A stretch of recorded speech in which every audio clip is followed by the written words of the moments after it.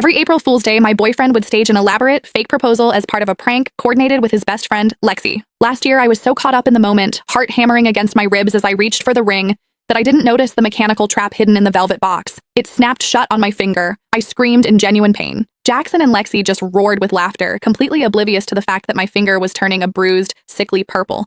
To make it up to me, Jackson had spent months swearing that this year would be different. He promised he would finally ask for real. So when he sent me a top priority text telling me to meet him at the bistro where we had our very first date, I believed him. I spent 3 hours getting ready. I got a blowout, had my nails done, and applied a full face of makeup with surgical precision. I even wore a brand new silk slip dress. I had the announcement post drafted in my notes, waiting for the photo of the ring. But the moment I pushed through the door, a heavy, cold mass of buttercream slammed into my face. A girl's sharp, bright laughter erupted from the center of the room. "I told you she'd show up. Pay up, Jax, you lost." Jackson walked over, his expression as smooth and gentle as it had been for the last 6 years. He used a napkin to wipe a glob of frosting from my cheek. "You look beautiful, Cass," he said, though his eyes were dancing. Shame about the dress, though. "What is this, Jackson?" My voice was trembling. "I made a bet with the guys on whether I could actually get you to come out tonight. I bet that you wouldn't. My stake was simple. If I won, I'd propose tomorrow. If I lost, I'd wait another year." He shrugged, offering a half-hearted grin. "Sorry, babe. Since you actually showed up, I guess we're not getting married this year either." I stood there, the weight of the frosting pulling at my skin, and looked him dead in the eye. "So,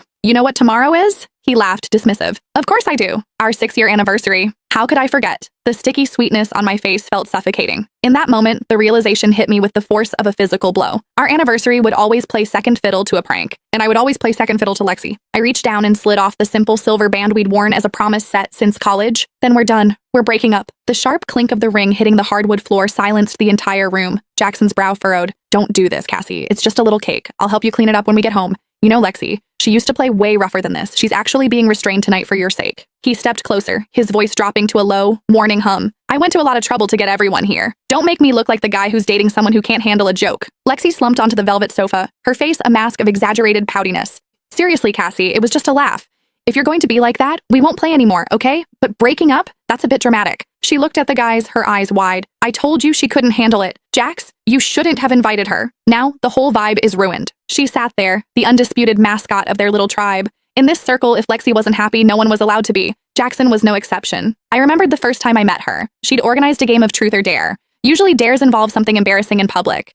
Her dare for me was to perform an intimate sound right there in front of the group. When I told her I didn't appreciate that kind of humor, Lexi's eyes instantly welled up. She'd bolted out of the room. The entire group, Jackson included, had chased after her to comfort her. The party that was supposed to be my welcome ended with me sitting alone in a dark apartment,